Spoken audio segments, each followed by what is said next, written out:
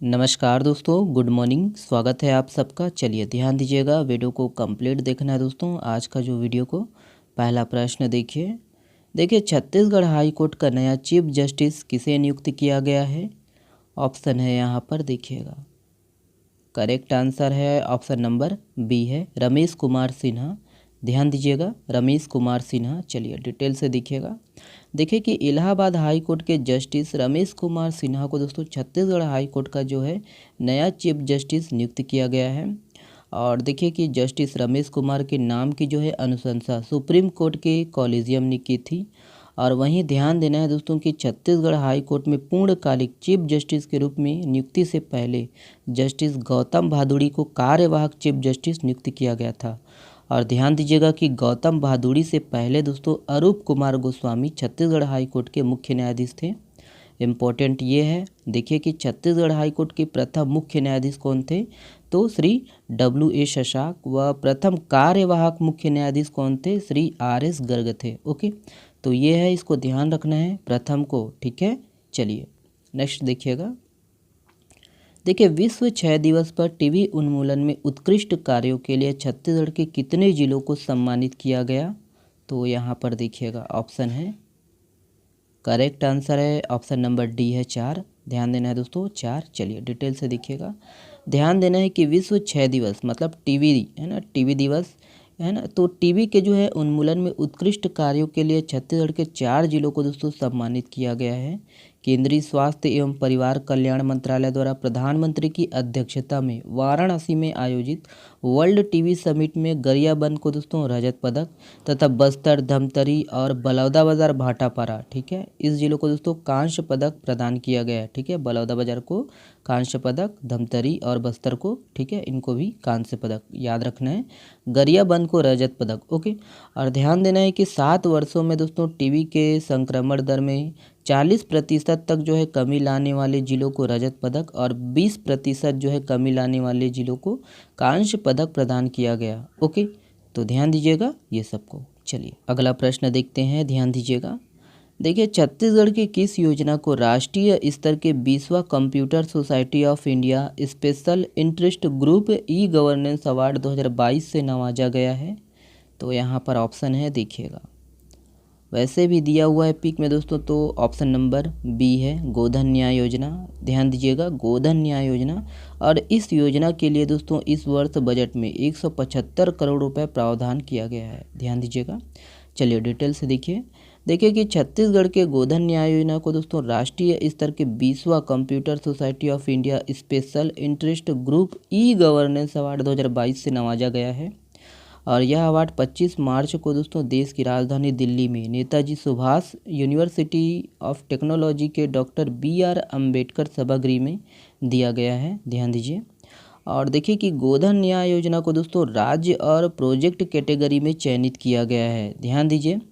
देखिए कि वही गोधन न्याय योजना को दोस्तों इसी योजना को पूर्व में भी स्कॉच गोल्ड अवार्ड और राष्ट्रीय स्तर पर इलिट्स इनोवेशन अवार्ड भी मिल चुका है। ओके, तो ये सब है, ध्यान दीजिएगा इसको। ओके, चलिए अगला प्रश्न देखते हैं, ये है, ध्यान दीजिए। देखिए मुख्यमंत्री भूपेश बघेल ने विभिन्न न्याय योजनाओं के अंतर्गत कुल कितने रुपए की राशि का हितग्राहियों के खाते में अंतरण किया है। ऑप्शन है यहाँ पर देखिएगा, करेक्ट आंसर है ऑप्शन नंबर ए है। ध्यान देना है 1946 करोड़ 26 लाख। ओके, ध्यान दीजिएगा। चलिए डिटेल से देखिएगा इसके संबंध में। ध्यान देना है कि मुख्यमंत्री भूपेश बघेल ने दोस्तों 25 मार्च को प्रदेश के किसानों, भूमिहीन मजदूरों, पशुपालकों के लिए संचालित न्याय योजनाओं के अंतर्गत दोस्तों 1946 करोड़ 26 लाख रुपए की जो है राशि उनके खाते में डाले गए हैं। और इसके साथ ही दोस्तों सरगांव मुंगेली में Mahatma Gandhi rural industrial park योजना मतलब रीपा के तहत दोस्तों विभिन्न स्थानों में नवनिर्मित 278 मल्टी एक्टिविटी सेंटर का जो है लोकार्पण किया। एवं राजीव गांधी नगरीय, याद रखना दोस्तों 25 मार्च को ही, ठीक है, ध्यान देना है 25 मार्च को ही राजीव गांधी नगरी भूमिहीन मजदूर न्याय योजना का जो है शुभारंभ किया है।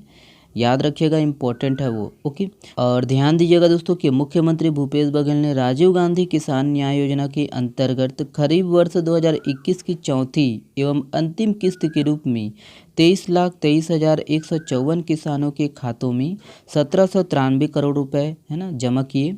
और वहीं राजीव गांधी ग्रामीण भूमिहीन कृषि मजदूर न्याय योजना के अंतर्गत 4,99,756 पात्र हितग्राहियों के खातों में तृतीय किस्त के रूप में दोस्तों 149 करोड़ 92 लाख और 68,000 रुपये जो है जमा किए। ध्यान दीजिएगा। ओके, याद रखना है कि गोधन न्याय योजना के अंतर्गत गोबर विक्रेता, पशुपालकों, महिला स्व सहायता समूहों और गौठान समितियों के खातों में 6 करोड़ 34 लाख रुपए की जो है राशि जमा की। और इस योजना के तहत अब तक जो है कुल 407 करोड़ 61 लाख रुपए जो है जमा कर चुके हैं। ओके, तो ये सब है ना डाटा है ना, रुपया है, ध्यान दीजिएगा इसको। ओके, चलिए नेक्स्ट प्रश्न देखिएगा दोस्तों, ये है, देखिए निराई माता का मंदिर किस जिले में स्थित है? ऑप्शन है यहाँ पर देखिएगा।